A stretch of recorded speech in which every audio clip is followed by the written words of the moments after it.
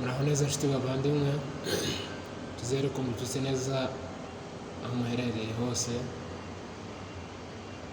Nk'uko dusanzwe tubazanira indirimbo n'amateka yazo z'ibihimbano by'umwuka, hari indirimbo iri mu 109 indirimbo zo gushimisha Imana. Ashaka kubagezaho mu cyamake amateka yayo. Wari umunsi ukomeye kandi mubi cyane ku mugabo witwa Antonio Johnson, wari waravukiye mu gihugu cya Leta Zunze Ubumwe za Amerika muri leta ya Virginia mu tariki ya mbere z'ukwezi kwa gatanu mu 1858.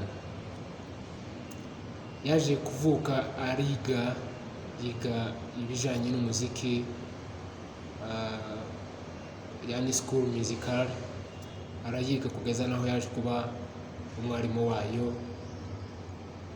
mu masomo atandukanye mu bihugu bitandukanye, cyane cyane muri Leta Zunze Ubumwe za Amerika, aho yaje kuba n'umuyobozi mu matsinda akomeye ya Presbyterian. Aho ngaho yaje gufungura ishuri muri Georgia, Dalton. Niho yaje umunsi umwe mu gitondo aza kubona ibaruwa komeye yari ivuye ku banyeshuri yigishije. Iyo baruwa yari ivuga ngo turashaka kumenyesha koko abagore bacu bose bitabye Imana. Wari umunsi ukomeye ku kwakira ayo makuru, wari umunsi ugoye kugira ngo abashe kwakira ibyo bintu, kwakira ayo makuru yari avuye ku banyeshuri biwe yigishije ku ishuri Dalton muri Georgia. Ariko kubera ko yari azi Imana, yari yaramenye Imana, yari yarakuriye mu nzu y'Imana, yaje kubahumuriza cyane cyane. Yifuje kubahumuriza biciye mu ijambo ry'Imana. Yakoresheje ijambo riri mu Gutegeka kwa kabiri ibice 33 no kuri 27. Iryo niyo jambo yasomye mbere yuko akora ibindi bintu byose.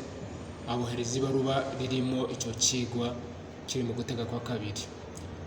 Nyuma yamaze kohereza, yakoze n'ibitero bibiri by'ino ndirimbo yitwa ngo nisunze umukiza ukomeye, nisunze amaboko y'Uwiteka, niseguye amaboko y'Imana.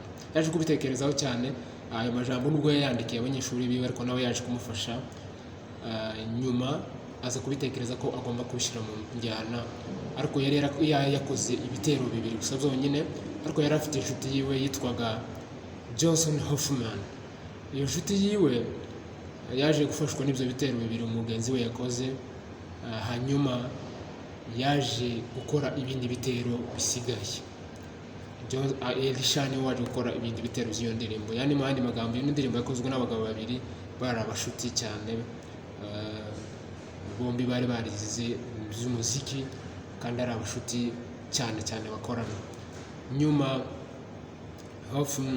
Johnson yaje kwitaba Imana ku tariki 14 z'ukwezi kwa 9 mu 1924. Ariko mugenzi we Elisha nawe yaje kwitaba Imana nyuma. Ariko iyo ndirimbo mu cyamake naho ngaho yavuye, indirimbo dukunze kuririmba kandi yafashije abantu benshi.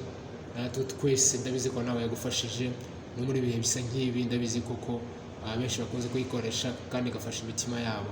Rero iyo ndirimbo yavuye mu kaga gakomeye k'abanyeshuri ba Antonio Johnson, aho yari yakiriye ubutumwa bukomeye, gutyo aza kwifuza gusangiza abanyeshuri biwe ubutumwa buvuye muri magambo yo muri icyo gitabo namaze kubabwira haruguru. Rero Imana ibafashe kandi Imana ibaheze umugisha. Mu ncamake kuko nawe yateguriye n'ibindi bishize, dukomeze dufatikanye kuri izo ndirimbo z'ibihimbano by'umwuka, kandi Imana izakomeza twagura. Ndabizi ko zafashije benshi mu mitima yabo, n'ubu ngubu zigiye zubaka abandi. Izo ndirimbo ni za kera, ariko kugeza n'ubu nyine ziracyakozubaka imitima yacu, ziracyakozubaka na generasiyo zacu z'ubu nyine. Dukomeze dusangire ibyo bihimbano by'umwuka, kandi Imana ikomeze bafashe, kandi ukomeze umenye kuko wiseguye amaboko y'Imana. Duseguye amaboko y'Uwiteka. Ibyo turi gucamo byose bitandukanye, turiho urutare rukomeye rwa Kristo twiseguye. Imana ibahize umugisha kandi bane bagasanire. Murakoze cyane. Say